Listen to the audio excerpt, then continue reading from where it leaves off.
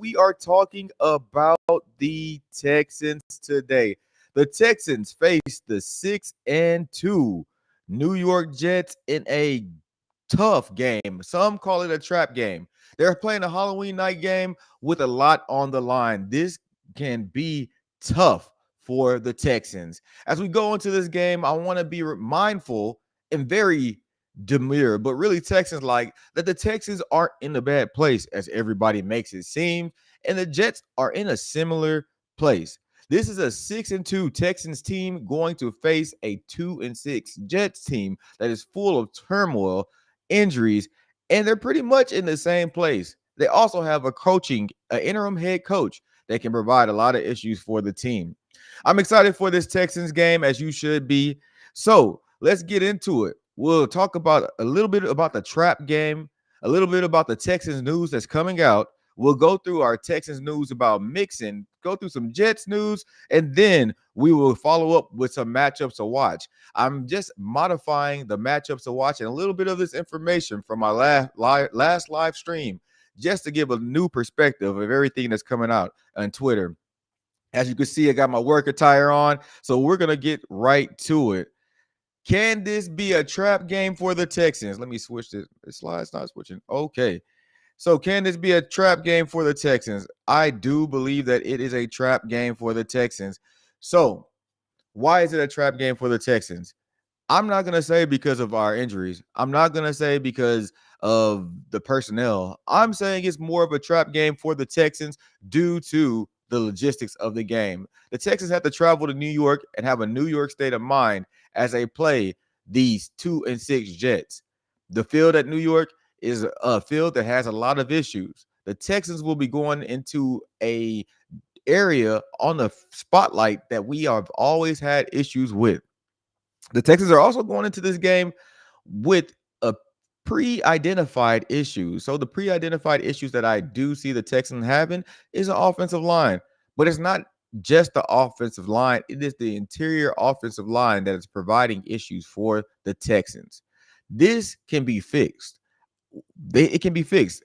With it being a short week, it seems like DeMeco and the team have chosen to ride the wave of Kenyon Green. It's an odd decision, very player coach minded decision. It's kind of weird that they're sticking with Kenyon Green this week, but hey, it is what it is. I don't think it's a good choice, but I think they're just going off of being a short week and they're waiting for Jordan Patterson to get back healthy. The Houston Texans know the offensive line is pretty much the main issue for the team. The other issues can be fixed once people come back from injury. The DBs can be fixed. I think they're solid enough to kind of get you there. Our front seven is top 5 in the league, so the DBs don't necessarily have to be crazy out there to be the top to get offenses off the field. I like what the Texans are doing. I like what DeMeco is doing as far as the defense is concerned, but they have to improve the offense so that this trap game doesn't get away from them. But it also can be a trap game for the Jets. This game for the Jets is a season-turning game. They have the talent. They have the pieces. The Jets have Aaron Rodgers who can snap it on at any time. He's drinking a new potion and he's feeling youthful again. So can Aaron Rodgers just turn the heads of time and use those elite weapons that he has around him, put it together, and play the Texans? I believe they're going into this game a little bit kind of inflated. I don't know if they're necessarily taking the Texans as serious as they should, but it's a trap game for both teams, not only the Texans. So is this a trap game? Yeah, for both teams. It's a short week, Thursday night. I think both teams are going to struggle a little bit this week. Let's go into some Texas news. The return of Azeez Al-Shaair and Jimmy Ward has been postponed. It's officially, they've been ruled out this week, along with Dameon Pierce. So what does that mean for us? I'm more concerned about the Dameon Pierce being out this week. With Dameon Pierce being out, it does pose a threat to our kick return game and our running back game. You see the Texans brought back up J.J. Taylor to the team, so that's a good sign that they're trying to just bring more depth as far as the running backs are concerned. But Damian Pierce being out does concern me more than Alshire, who is working his way back, and Ward being out. Honestly, I think Ward is like the last of my worries as far as the defense is concerned, because I mean they've been playing well without Ward.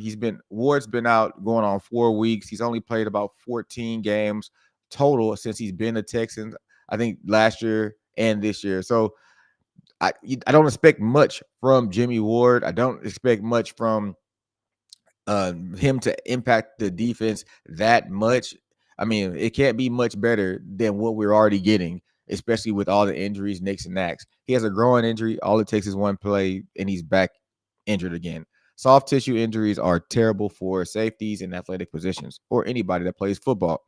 So the return of Alshire, I'm okay with him sitting. Aziz sitting is okay because guess what happens?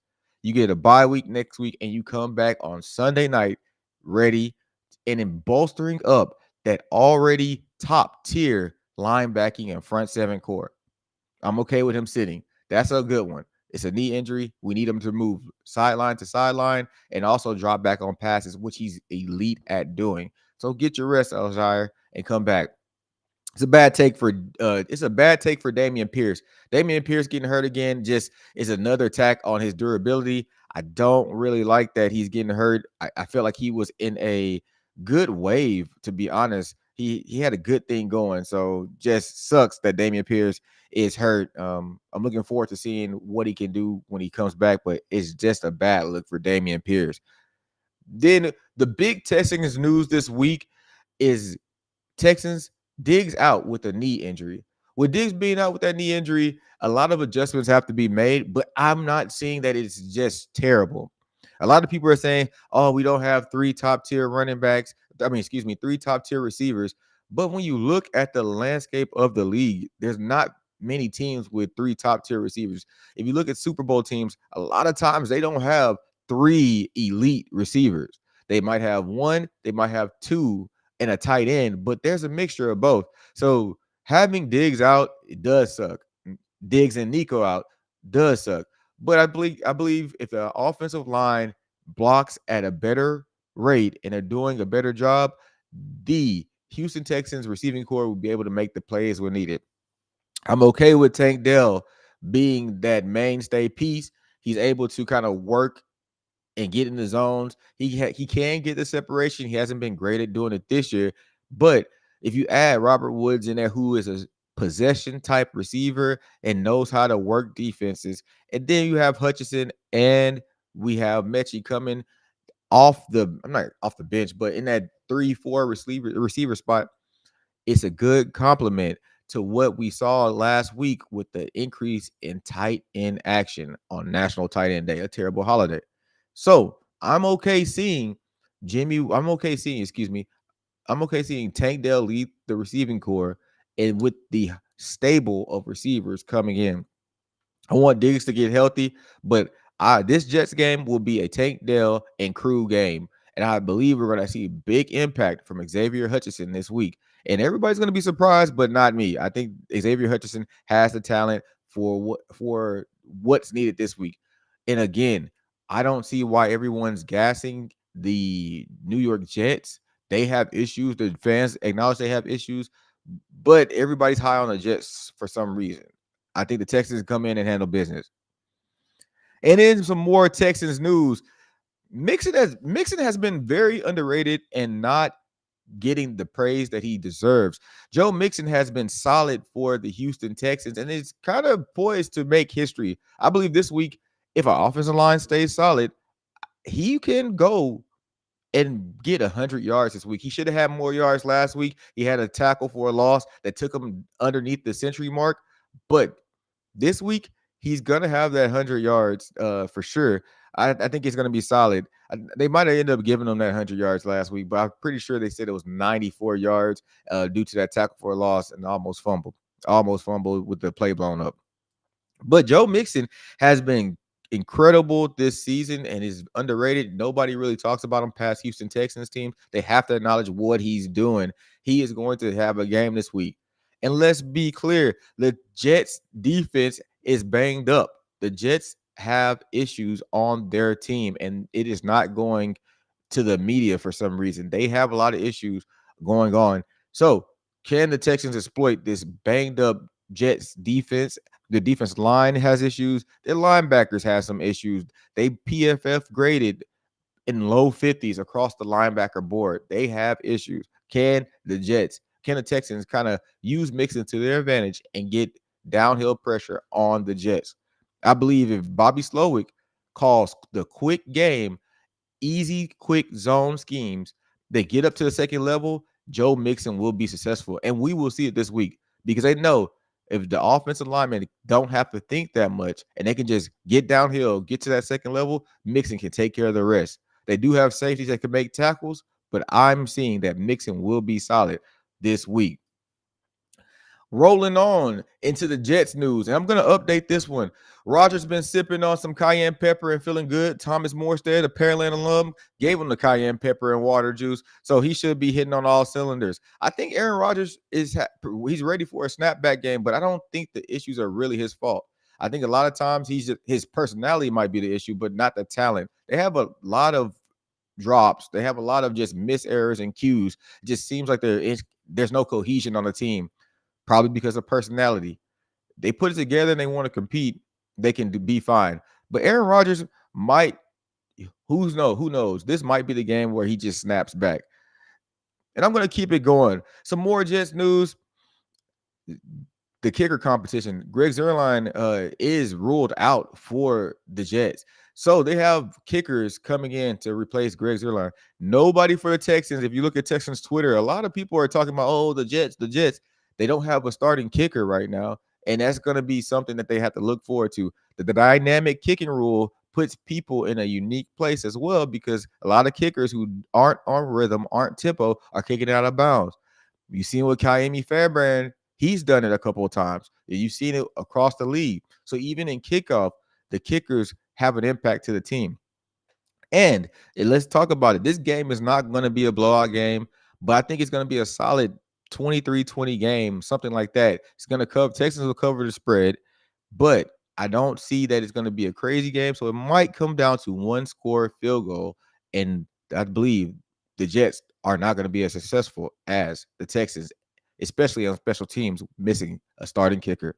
So looking at the Jets news, you got to have a kicker to be successful. Kaimi's shown us that. Kaimi is the Houston Texans leading scorer, and he's shown us that he's a mainstay for the team, especially when he's healthy. And in Jets news, there's a lot of concern about the Jets defense not playing well. They are not playing well. PFF grades are in the low 50s. They are having a hard time. I'm not saying sleep on the Jets, but I am saying that they have issues just as much as the Texans have issues. So Texans fans, draw back those fears. Let's focus on consistency and keeping the tempo up and what we've been doing. I'm gonna be honest with you. The DBs that we do have on the field are playing well. Take away the crossing pick play that the coach did to Downs, we would have been up one. We would have been up at least 2 touchdowns. Take away that play because the tempo got ruined. It was a big play, kind of crashed things. The score would have been different. It would have been a 23 to 14, 13 game, 23-13 game. So it would have been a 10-point, 2-score game had that pick play actually got called. Petrie was in the right position. You can't help that if it's not called. So the Texans DBs are playing well. We're doing a good job out there. But I have one question to ask a lot of people, and this is going into the Texans interior offense line. Why is Kenyon Green such a mainstay in D'Amico and Slowick's mind? Like, what's going on? You see a lot of people make adjustments a little bit faster than Texans. Are they just that high on Kenyon Green that they don't want to make the decision? Or the pride not allowing the Texans to just say, hey, we made a mistake. He's not as good as what we thought he would be. Maybe they should just say, hey, we're going to work on him a little bit more, get him some more training, and while he's coming off the bench and just being able to support that way. I don't see what the issue is to put him on a sideline, not cut him, but put him on a sideline and just develop him a little bit more. He has the size, he has the theoretical skill. So I don't understand why it's so hard for D'Amico and Bobby just to say, hey, we're going to sideline him and we'll make him more of a project. you get more of a bang for your buck when you do such a thing as well. So I'm confused as why Bobby is not making him a project and just saying, hey, or D'Amico says, hey, he's not benched. He's just going into our project range. We got to figure out how to work with him. The narrative can be changed. So this is odd to me that they're so high on keeping him as a starter, but he sucked. He's been terrible, and he just doesn't fit the team right now. And so one of the matchups to watch is Dell versus the Jets DBs. We talked about it last night. I'm talking about it again. Dell versus the Jets DBs will be interesting because they have similar type of gadgety receiver DBs that can cover well.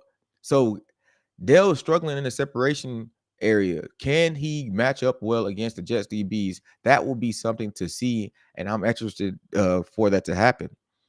I'm also interested to see, can CJ Stroud stay calm under pressure when he's throwing the ball? We saw CJ uncharacteristically inaccurate last week. So can he stay a little bit calm this week and get the ball off to Dell? I have no concerns about him being calm and doing well, but I want to see more from CJ Stroud a little bit. But Jet Jets DBs versus Tank Dell will be a game. They're gonna talk the trash. Dell's gonna have to stay focused because it's essentially just him out there.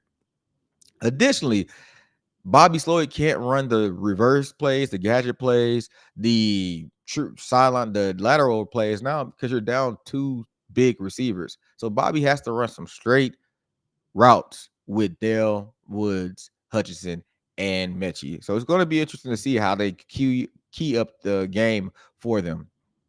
Another matchup to watch, we have the Texas secondary versus Jet receivers. I said this last night, but I'm keeping it on the board. This is going to be something to see. The Texans secondary is aggressive, extremely aggressive, and they're going to be going against a solid, some good receivers from the Jets. So seeing how they work is going to be paramount. They can't sleep on them any way, anywhere else. So, like every time the Texans come out on the field, they're gonna have to watch each one of the Jets receivers, and Aaron Rodgers can make the pass. I'm excited to see what they do. The Jets receivers will get open when you give them a chance, but they do have people hurt on the team. I have to be cognizant of that. We're going to roll on to this Thursday night game. Will it be too much for the Texans? I don't believe so. But the Texans cannot sleep on the Jets. They have to go in there from start to finish. And the motto of the game should be put together two consistent halves of football. They should go into this game putting together two consistent halves of football. And that's what they haven't done this entire season. They'll come out in the first half, and I feel like Bobby Sloyd exhausts his gadget plays in the first half. Going into the second half, the defenses start knowing what the Texans are going to do on offense. They get the keys and the cues. But the Texans need to come out this game and have two solid halves of football. It might not be a high scoring affair, but they have to come out and have two solid halves of football. Going into the betting, I see the odds are favoring the Jets -1.5. The over and under at 42.5. I'm surprised at this. The media, I feel like the bookies and odds makers are trying to get a lot of people to kind of bet on the Jets because it just weird to see how they're giving so much to the Jets when they have the same, if not more, issues than the Texans. The Texans can go into here and just keep the same course of what they've been doing, and they should be successful. I'm not saying sleep on the Jets, but if you err on the side of Joe Mixon and then the run game gets going, the Texans should have a good game. If you think about the front seven for the Houston Texans is getting extremely healthy, and Hewitt, Hanson, White, Toa, they're solid. Like you will want them on a lot of teams. They have the competitive edge to get out there and make the plays. DBs are healthy. So saying that this game is just going for the Jets, I think it's more that they're at the home team and they have the field issues. But I feel that the Texans will come out here. So the Texans +5 here, and I'm going to go with the over because I believe the Texans will be able to win by 2 scores here. The Jets will get on the board. They're going to get up. The Jets are probably going to I think they'll get to about 20 it'll be a pretty much like the 23-20 game. That's what I'm thinking. A repeat of last week. Texans might go crazy and get up to 30 in this game just because the Jets will have an issue, and it's kind of one of those imploding times. And I believe the Texans, if they come out and stay solid, they will be fine. So that's my take right here. My name is Lance Hayes. This is Sports Social Live at Sports Social TV on X and IG. Follow me, like, subscribe. I love doing this. I'm the #1 Texans global fan, and I'm doing it from Japan. Salute.